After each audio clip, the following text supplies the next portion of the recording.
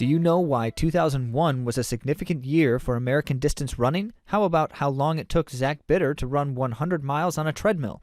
Or how Jake Riley fought an incredible uphill battle to earn an Olympic marathon team position? No need to guess. We've got it all right here. Information about the world of running, inspiration to fuel passion and excellence, and ideas for making connections and finding community. You're listening to AtoZrunning.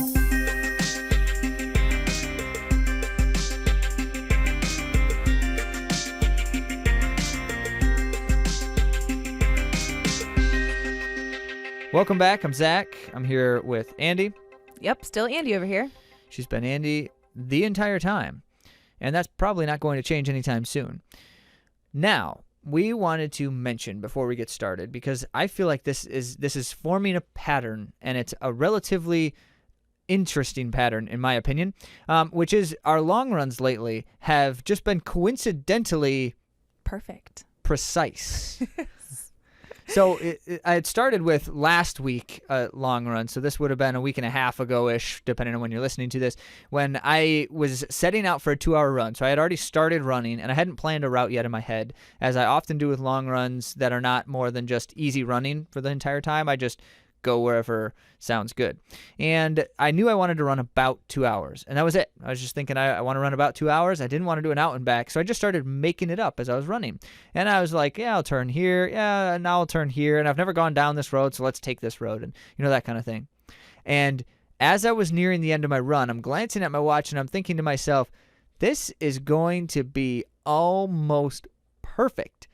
And I'm not even kidding you. When I landed at the bottom of our driveway, I had just ticked over 2 hours. Wow. But since our driveway is 200 meters long, it ended up being 2 hours and 1 minute and change. But that was something. Yeah. And then, Andy, nice you did it internal. again. Yeah. I mean, I just exactly hit 13.1 miles. Just exactly. I was running for 13 miles. time, and then Just I happened to run exactly half marathon. Yeah. So I had a question from someone asking if I was doing like a virtual race or pacing somebody. Yeah, shout out to Benjamin Murray. Yeah. He got on Strava, and he's like, oh, what were you doing that for?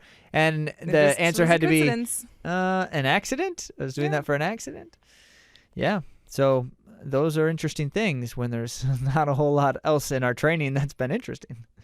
All right. Well, you don't want to hear any more about that, because we do actually have some really compelling content for you today, including an interview with one of the few already qualified Olympians for whenever the next Olympics actually happen.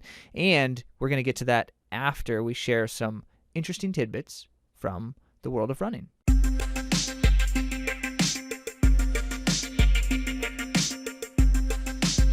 Okay, Andy, you've got a couple of things to start us off that are really cool. What do you got first? A couple world records that Just are, a couple world records. a couple world records, and they're kind of obscure, as you might expect, because What else are you going to do right now?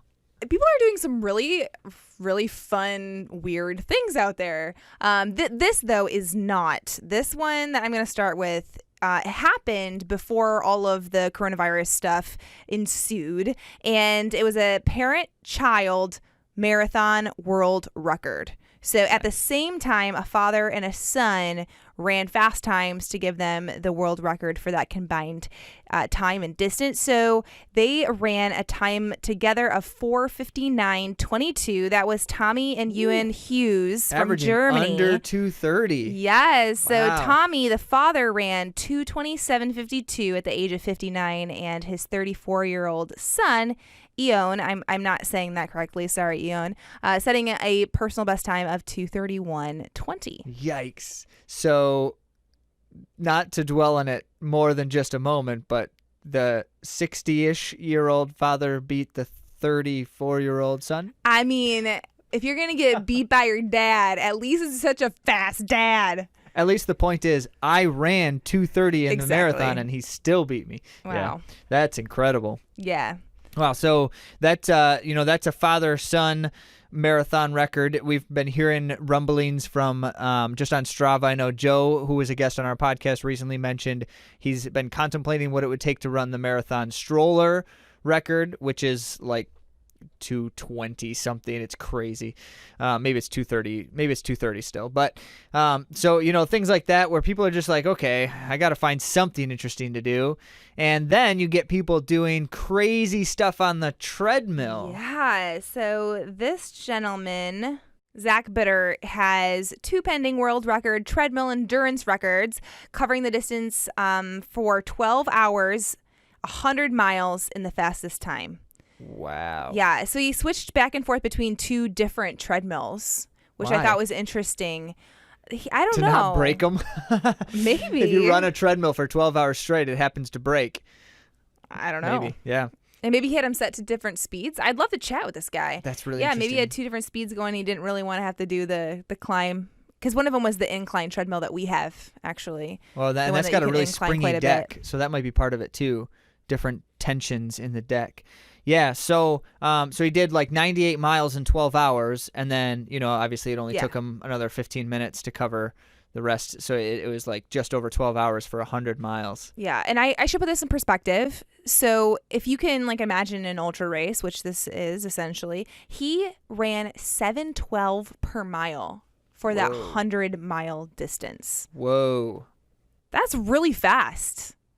I have so many things that I could say about how I don't want to ever try to do that, and how I don't want to feel what that would feel like. But amazing. And so some of you listening have attempted, or some of you actually have completed 100-mile races before, which the experience by itself is a journey. But I'm just trying to contemplate doing that on treadmills. So one of the advantages of doing 100-mile races is they're usually like trail, off-road kinds of things, which can be a benefit in the sense that it's interesting and that the terrain keeps you kind of like your attention.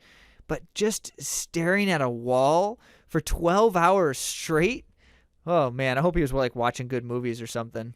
Hey, Zach, if you're listening to this, what were you doing? Exactly. Someone get in touch with Zach Bitter and tell him to listen to this and comment so we know what he was doing.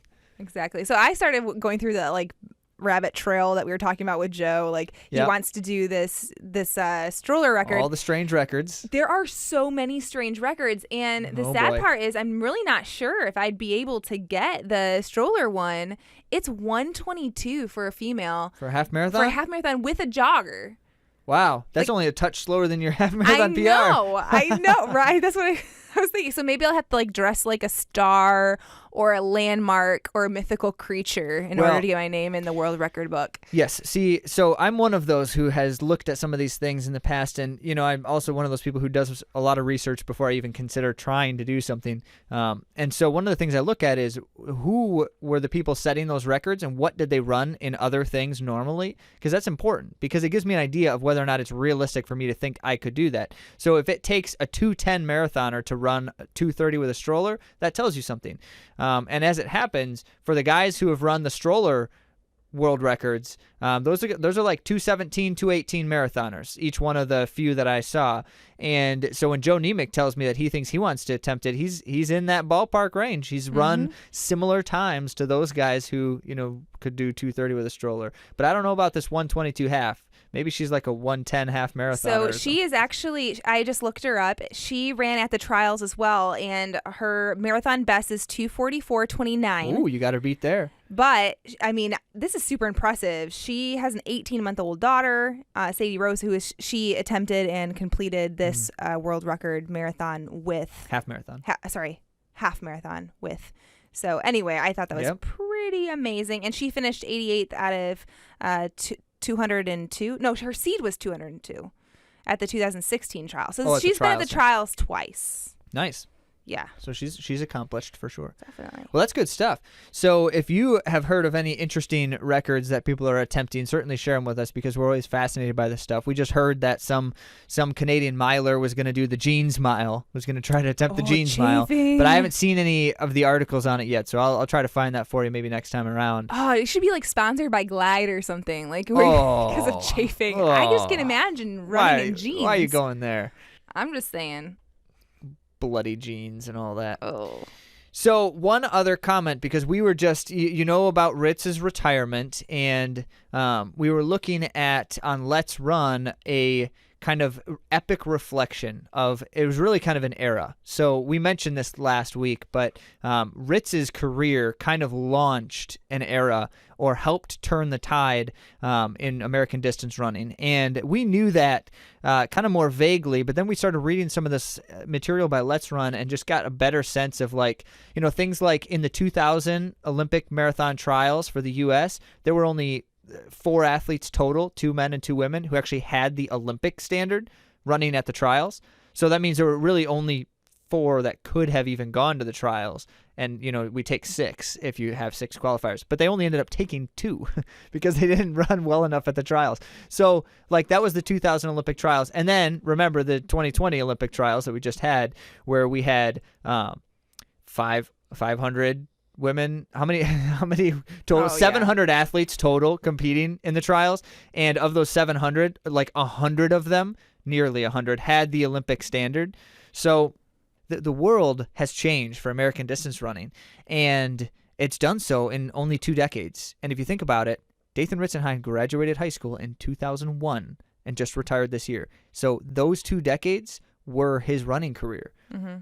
And there's no surprise that some of these changes were happening during that time, because it was Ritz, Alan Webb, and Ryan Hall who all graduated high school that year in 2001. That 2001, it was like to the 2000 high school footlocker national championship was like the cross-country race of the century in a lot of people's minds. And, it happened in the year 2000, which was kind of cool. But anyway, so we're going to post this because I don't want to just go through everything because Let's Run already broke it down.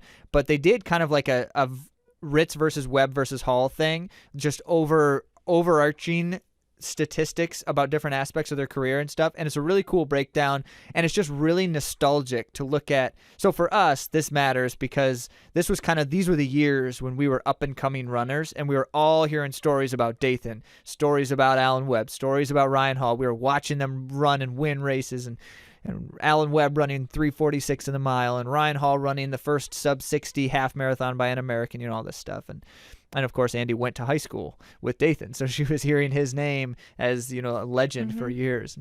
It's just really kind of exciting to reflect on some of those things. And I hope that, Alan's been out of it for a while. Ryan Hall obviously has, been coaching his wife to greatness, but himself has not been running now for a while. And then Dathan just retired. I hope that the 3 of them look back at that time fondly. Mm-hmm. Well, we'll find out when we have Dathan on the podcast in a few weeks. Looking forward to that. So check out the links to all of these resources in the post, AtoZrunning.com/episode 33 for 33, and you'll find all the resources you want there. So now, before we get to the interview, we got to take a quick break.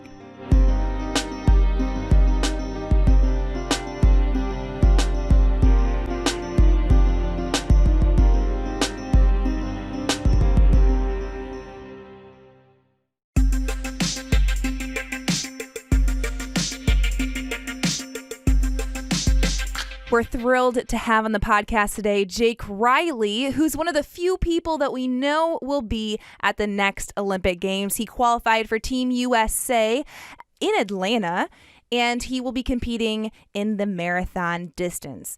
One of my most compelling questions that I wanted answered as we talked with him was this past just obstacles and challenges that he has experienced. And we laid out a little bit of that in our preview of the trials in an earlier episode. But he went through some tough stuff.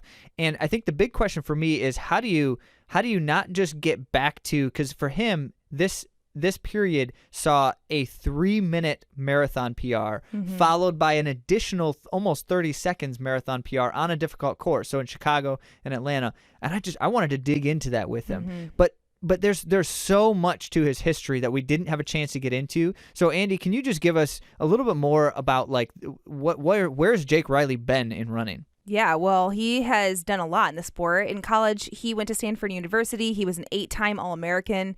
He runs for the club Boulder Track Club. He's coached by Lee Troop. And I wanted to mention that he was in the 2016 U.S. Olympic Trials Marathon, where he finished 15th in 2:18:31, and he went to the track trials. Well, his Achilles was hurting during that time. Oh, yeah. and he was in a ton of pain. He talks about it a little bit in the podcast, but this was a very difficult time where he was just gritty. He was like getting through, doing the work, but feeling in pain daily. And in 2018, he finally had that Achilles surgery to repair just that area, and he began to pursue his master's degree. So a lot of changes in his life at that time. Yeah.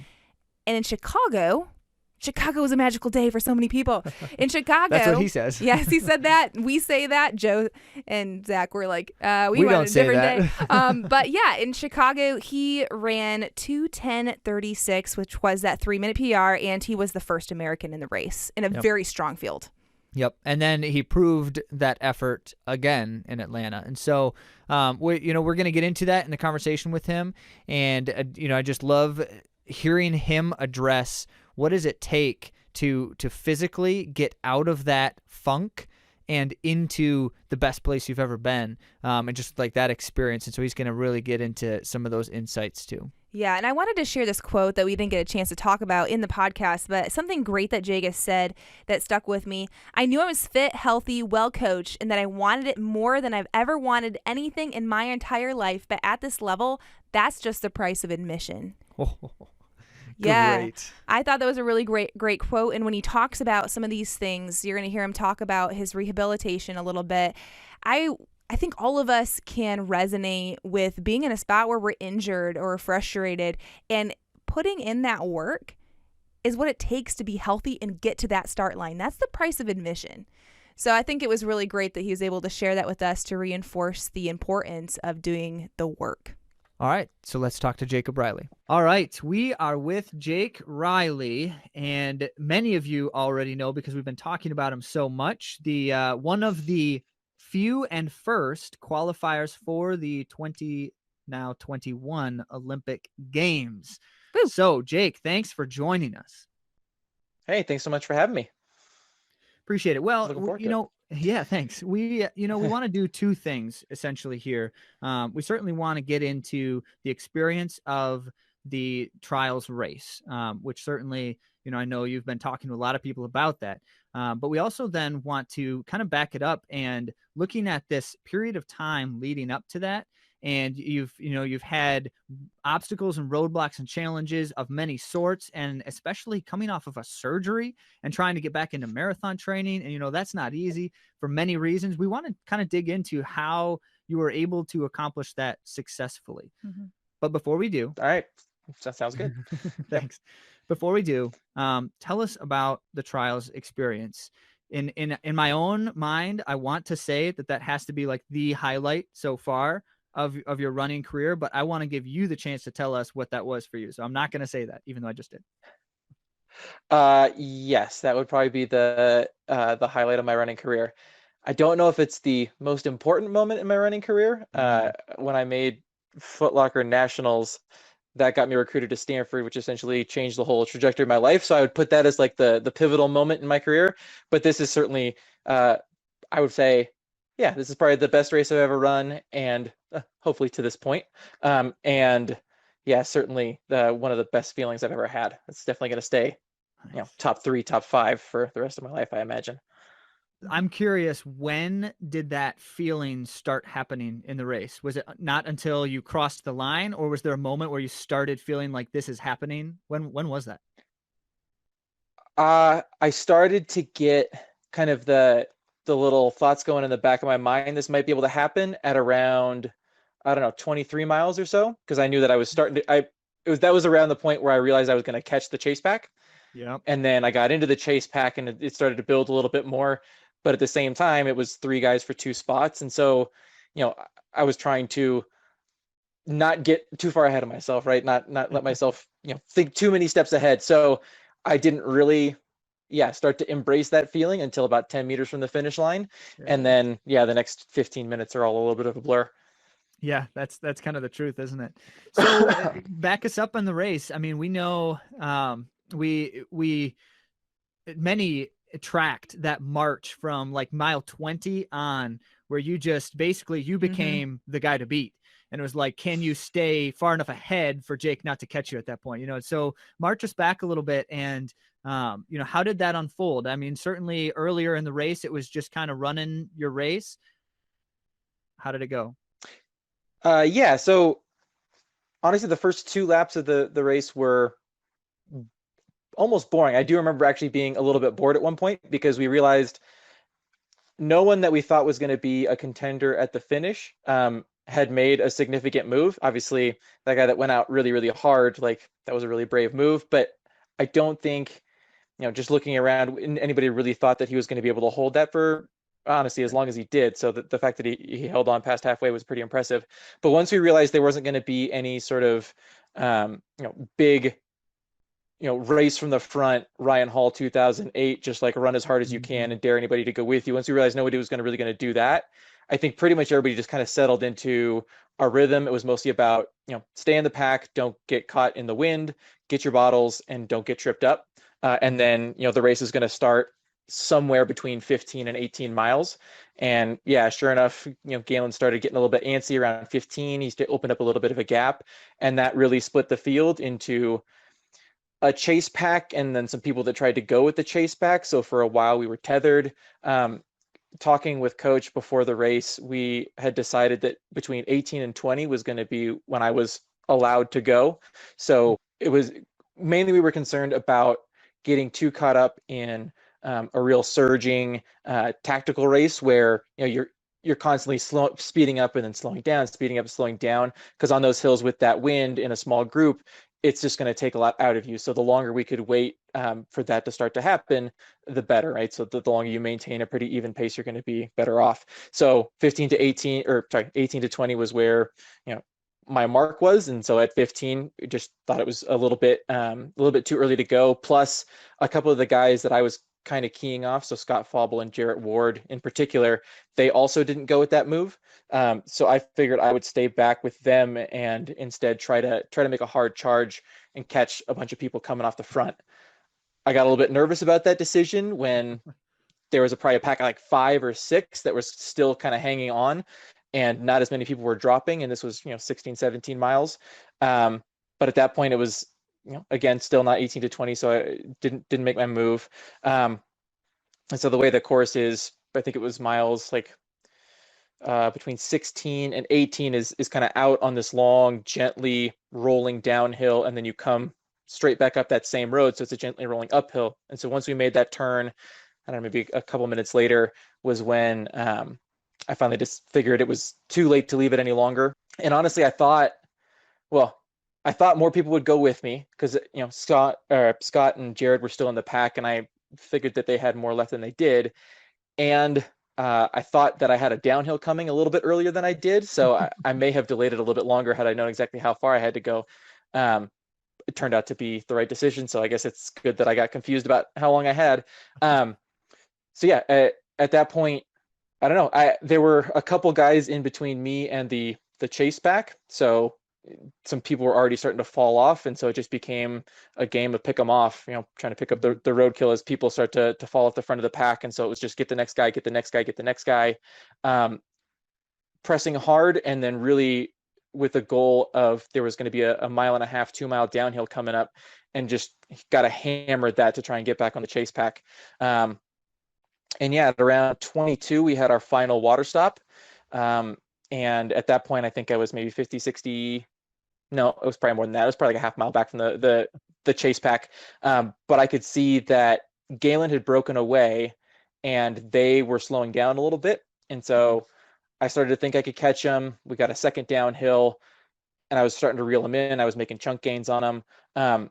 And then at around 23, yeah, I knew I was going to get them. 24 miles, you had another hairpin turn before you come back into the city for the final stretch. And that's when I finally caught the chase pack. That's exactly, how does an elite level race unfold? And there's no straight answer to that. It's obviously different every race, but man, just, in the mind of Jake Riley. And so your confidence carries you through. Like, I know that it's the right goal to wait until this point to go. And I know, I trust my fitness, I trust my training, that when I'm in 21 range and I still have to keep the pressure on, that I'm going to be just fine. Did you feel that you were going to be just fine, or did you doubt? Oh, certainly there was some doubt, especially because I was having a little, some intestinal issues at around 16 miles. Oh no. But then I took my second gel and my stomach calmed down, which I honestly was a little bit worried taking the gel because I thought it was going to make it worse. Yeah. So I think the thing that was really helpful is that, you know, I had followed Lee Troop, my coach. Mhm. He had a race plan for me in Chicago, and he had a training plan for me for Chicago, and both of them worked out exactly the way we hoped they would. So, you know, I have a lot of faith in sort of his race intelligence. And so talking through the plan, it was, you know, I think the right way for me to run a race. So I had a lot of confidence in sort of his guidance. And then when I, you know, had to go, I don't know that I was making the move with the idea of like, yes, I'm going to catch the front pack. It was more, there are no other options at this point. Yeah. So, you know, one of the things I've talked about a lot is that during my training buildup, the phrase that kept going through my head was "no more next times," which Mm. Mm. is partly to kind of keep me motivated in training. In the past, I've had issues kind of, you know, keeping on top of all the supplementary stuff. So whether it's sleeping or eating right or doing, you know, core and mobility and stuff every single day, you know, Mm. I start out really good and then that stuff starts to fade away as, you know, you get busy or you get tired or whatever it was. And so one of the things that I would always tell myself at the end of a segment that didn't go well was, okay, well, maybe if you'd done that, it would have gone better. We'll do better next time. Yeah. And you know, I'm 31, I'm coming off of an Achilles surgery. I'm starting to run out of next times. And so, you know, it just can't be like, I'm not going to get any more chances to fix this, right? The next Olympic trials are going to be in 2024. Like, it's just at that point, there's a good chance that my fastest racing days are going to be behind me. So like, there's not going to be a next time. And so carrying that forward into the race, like, you know, you're not going to get another Olympic marathon trials to do this. There is not going to be a next time. So if you're going to go, you've run out of options. There is no other possibility except to reel this pack in. And, you know, at that point, when you've run out of all options, like you can stay pretty calm in the knowing that that's all there is left to do. That's huge. That was such a great chase. Such I a wish great I chase. was there. I was running, like I was way like an hour behind. No, I don't know. I'm exaggerating. But I wish that I was there watching you. Zach got to. I was there. I was watching, but you know, the saddest part is, so I saw you, Jake, when it must have been somewhere between that 18-20 when you're coming out of that long stretch. So it was just before 22, I guess, right? So I saw Yeah, right you. before the downhill by the bridge. Before the downhill. Yep. Okay. And I just thought to myself, I'm like, he looks really good, and not many other guys do, and that's a good sign at mile 22ish. And I just remember that thought, and then I didn't see anything else until I saw the results. And so it was kind of like really cool to see how that unfolded. But you know what, Jake, I'm curious now, because you've kind of said it, to be able to make that choice and have it unfold successfully, the choice of, I don't have any other options, I have to do this. And then you were able to do it. And with everything you had to go through in the last few years to get to this point and have that be a successful choice. And I really want to zero in on the Achilles surgery and the physical rehabilitation and training that it took to get to this pinnacle moment for you. You know, a lot of people will have a similar kind of thing like that, and the goal is to get back to where they were. But for you, that wasn't even the option. The option was, I have to be better than ever, coming off of like worst ever kind of, you know, block of experiences here.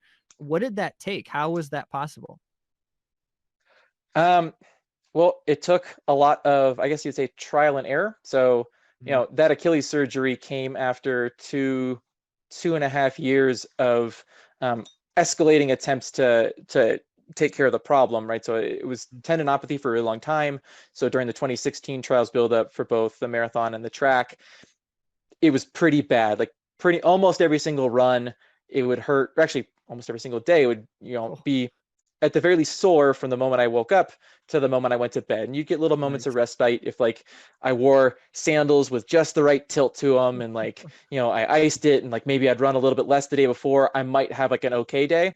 But by the time I decided that I wasn't going to race again until I'd fixed my Achilles, I'd been dealing with a pretty rough situation for probably a year and a half.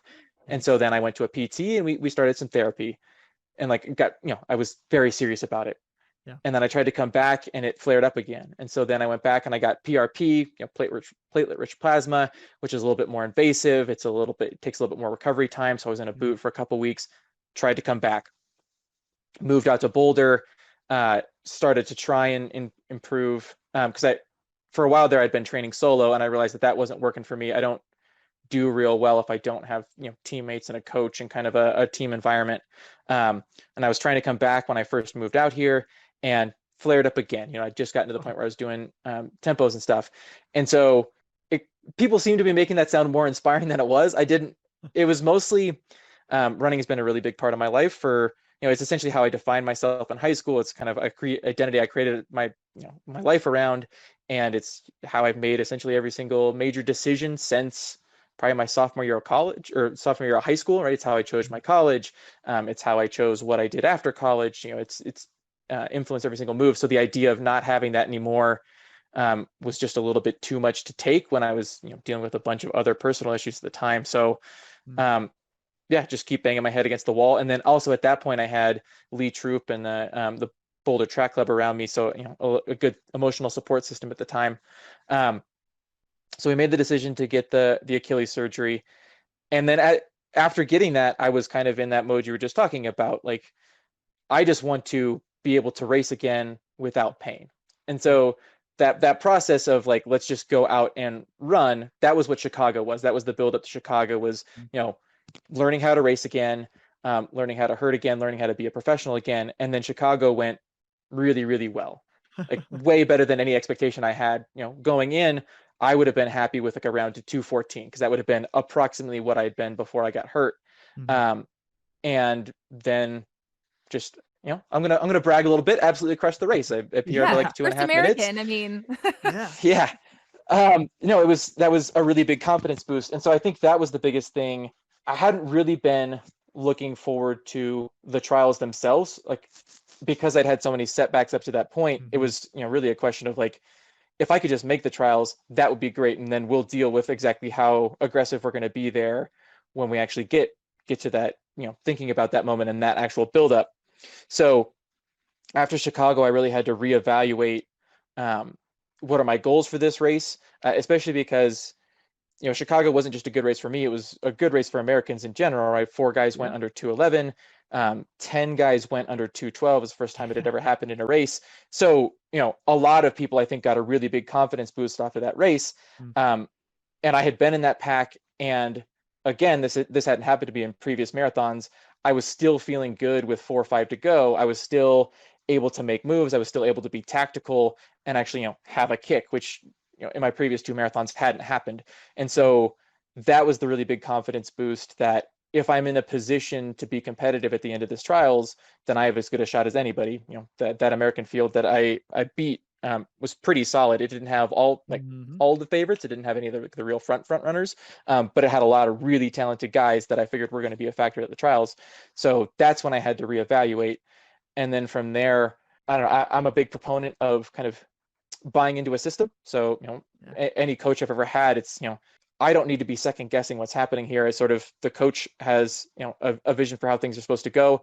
And then it's my job to execute and keep myself healthy in all the other facets. And then kind of, I don't know, it sounds oversimplified, but basically do what I'm told. Right. And so Chicago showed me that, one, Lee knew what he was doing, and I already kind of knew that, but I didn't know if it was going to work for me. So Chicago showed me that he knew what he was doing. He knew how to create a race plan. And so at that point, it's just, I'm all in on the Lee train. And so it's just put my head down and do the training Lee gives me. And honestly, it's going to be what it's going to be. Again, no more next times.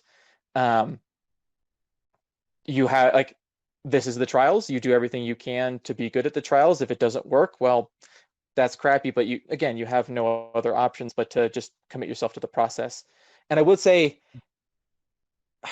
I don't know, again, I don't want to get too overly inspirational, but I do think I came in with a different perspective coming out of all that injury history, just because I spent 2.5 years trying to get back to a professional point. Like, what was that all for if I'm not going to be 100% committed to this process, right? If I go back to kind of being good, not great, kind of letting the other things slide, boy, that was a lot of effort for not a lot of payoff. And so I do think I have a different philosophy about how I approach training now, in terms of just the level of commitment that I'm willing to put into this, right? Like, this is a choice that I've made to to really give up a lot for this lifestyle and to work, make a lot of sacrifices and work really hard for this. So if it's not going to be 100% commitment, then that's, that's a lot of things gone to waste, I guess we'll put it. Mm-hmm. Well, so you were no novice to successful and competitive distance running and racing when you started working with Lee. But at the same time, clearly what he's got you doing has made you able to perform in a way that you weren't before, and certainly in a way that many can't. They don't successfully execute that kind of a race plan, even when they try and even when they're well prepared. How did the training prepare you to be able to accomplish that? Lee had a very successful running career by pretty much anybody's standards. He's a 3-time Olympian. He was the Australian record holder at 5,000 meters, like very, very accomplished runner. But he'll be the first person to tell you that he thinks he made a lot of mistakes during his career. He ran at 3 Olympics, but he doesn't think that he got the most out of it. And he thinks one of the things that he tells his athletes a lot is it was from overreaching, thinking that in order to improve, you need to do more than you did last time. When that can oftentimes just mean that you are not replicating the thing that was making you successful initially. So he's really into consistency of the process. And so the training that we did leading into the trials was very, very similar to what we did leading into Chicago. It was just, okay, on this particular workout, we're going to try and go a little bit faster than we did last time, but we're not going to throw a bunch of extra mileage at you. We're not going to radically change the kind of preparation that we do. We're just going to try and get a little bit better on this segment. And then the cumulative effect of the miles is going to be what gets you there. So he's very level-headed and consistent in that form. As far as like the specifics of training, one thing that he does that I haven't had at a lot of my other programs. So at Stanford, and when I was with the Hanson's project, we do a lot more fartlek, and I guess you might call it effort-based training. Whereas with the Hansons, when I was at Stanford, it was a lot of interval training. So we were going to go do 6 by a mile at X pace. And, maybe that pace gets a little bit faster as you go along. But like with the Hansons, it was a lot of, 3 by 4 miles, 4 by 3 miles, 8 by 2, or not 8 by 2, 4 by 2, whatever it was. Yep. And then we do all of those at marathon pace. And there was a lot of really high volume. So, it would not be unusual to get like 16 miles of work or morning workout. And we don't do any of that. We do a lot of like fartlek type stuff. So one of his favorite workouts it's called the Monaghan fartlek, which is a little bit of a misnomer, but it's essentially you run at tempo pace and you have race pace surges within it. But that race pace is essentially how are you feeling that day. Another workout that I think is key to our training is Teller Farms, which is a 20-minute tempo. Well, sorry, about a 4-mile tempo, very, very hilly to take the legs out of you, and then a long grinding uphill that's just as fast as you could go. But there's no pace associated with it. It's essentially what can you do on the day. And I think that trains you to be better in a race situation. So one of the things I was thinking to myself when I was making that long grind, when I left the pack that I was in and I was trying to catch the chase pack, is that's Teller Farm. That's just Teller Farm in a nutshell. It's a lot of trying to stay relaxed and within yourself through the first half of the workout. And then when it's time to go, you have to go. And it's not like you're trying to hit a pace. It's just whatever you can do. And so I think he's really good at preparing his athletes for racing. And then the final thing that I'll say about Lee is he's a very emotional coach. Anybody that's ever listened to any interviews with him, he doesn't get into the specifics of his workouts. Honestly, I have a general idea of like what each workout is doing for me, what system it's challenging and kind of like the aerobic versus anaerobic, all that kind of stuff. But he will never talk about that. He's very much on the emotional side of things and just sort of committing to the race, where I tend to be a little bit more on the analytical side of things and a little bit more committed to like a race plan. And so, he brings out, I think, an emotional fire. Like, our pre-race talks, it's a little bit about tactics, but it's a lot more about this is what we need to be visualizing, this is what we need to be thinking about. And that definitely, and at the time I find it a little bit sort of sappy and sort of end of Hoosiers type of thing. But, when you're looking for any fuel to burn in the middle of the race, it's certainly helpful to draw on those sorts of emotional things. And so he certainly provides that part too. Certainly as I'm hearing you, Jake, there's so many nuances to, changing something just enough for it to be a different kind of thing. But, the consistency factor is also really important. And, so like trying to replicate the successes that you've had in the past, I'd appreciate that you mentioned that. But I guess I have kind of one more thought, if you will, react to this. And we didn't prepare you for this at all. So, feel free to just ignore me and wave me off. But when you ran into Andy at the trials in Atlanta, she made some kind of comment about, great work in Chicago, 2:10. That's really something. And you responded with, well, it's one race. It's just one race. So it's not like, 1:2:10 doesn't make a 2:10 marathoner out of me kind of thing, was kind of your reaction to her. I'm curious, do you feel differently now? No. So yeah, I think I've had two good races in a row, and they're two of the best races of my career. But I think to be considered in the tier that I want to be considered at, and to really prove to myself that I've actually turned a corner and become like a different caliber of runner, it needs to be more than just this. Like, both of the buildups for those marathons I raced, and none of those races were particularly good. In fact, a lot of them were absolute blowups.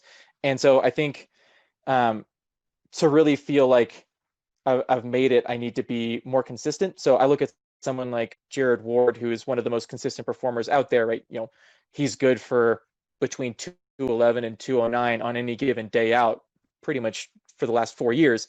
That's the kind of career that I would like to have. And I'm using Jared as an example because we're the same age. We went to Foot Locker together, but actually it's a little bit late in my career to be chasing Meb or Shalane or anything like that. But yeah, at this point, I think this is sort of a big roadblock, is to have a success on the national stage of this caliber. And so now, my goals moving forward are all about like capitalizing on it as much as possible and just running as many races, as big as races as I can, and successfully completing those. So yeah, I will say that I still see myself as a little bit of a B-lister and sort of a little bit of an underdog, and I don't know that that's going to change anytime soon. That's fair. It seems to me that you're a chaser, that you like to chase. Is that right? Or is it just because of that great chase that you made in the trials? It seems to me that you like to have that vision of something in the distance and reeling it in. I think that's an accurate statement. Yeah, I guess I've never been, anytime I've ever tried to like have my way with a race and really just crush it, I feel like I get a little bit too much in my head and make it a little bit more intense. So yeah, I think I like to be a little bit more in the trenches and trying to race the guy beside me. I think all my most successful races have been without a plan, without a specific goal as far as like getting a time or even getting a place in mind, and just running the race as it unfolds. I think and a lot of times that means running against the guy against you or guy next to you, as opposed to really trying to set off on your own and run any sort of try to beat the field from the gun, if that makes sense. Yeah. Well, really appreciate just the reflections here on it's not every day that you can get in the mind at this level of with the experiences that you've had. And so thank you for sharing all of that. Certainly.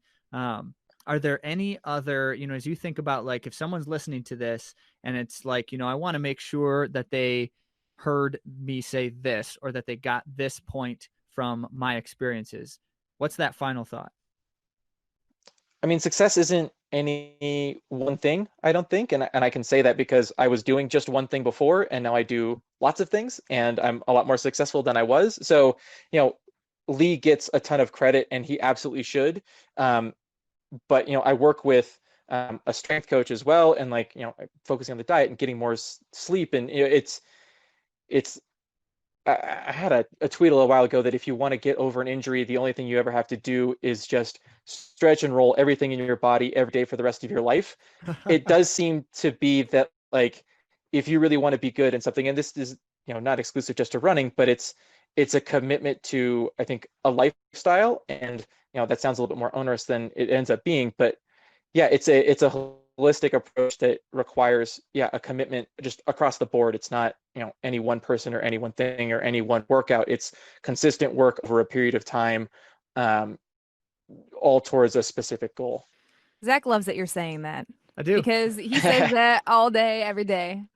Well, I remember, Jake, when I was working with like high schoolers and middle schoolers, as most runners do at some point or another, work with some kids who are you're trying to corral them into running.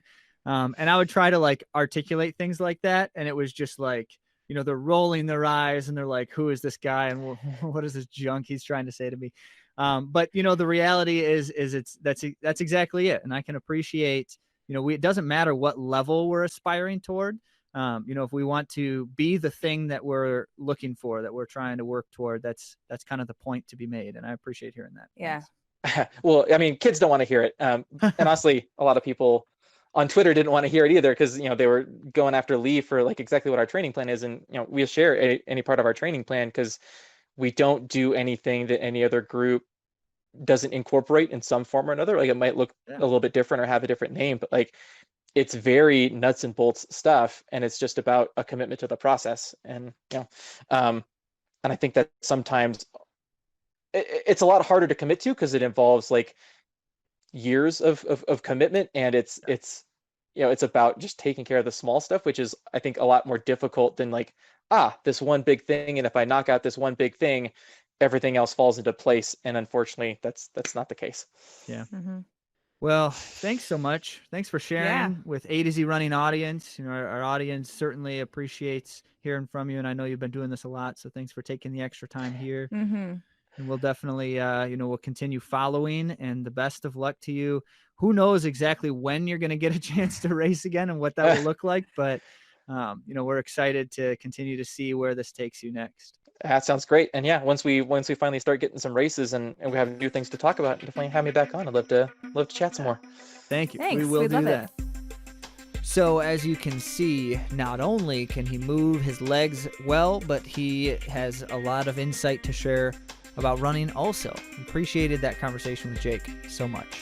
Yeah, me too. And I loved hearing about how he came back and he daily was doing this process. And it encouraged me because I've struggled with injury, as many of you know, and I continue to try to rehabilitate these hips of mine. And to hear him talk about how you can do that tangibly day in and day out was really encouraging to me. And I also liked that he said, like, more mileage is not necessarily good for everyone. Sure.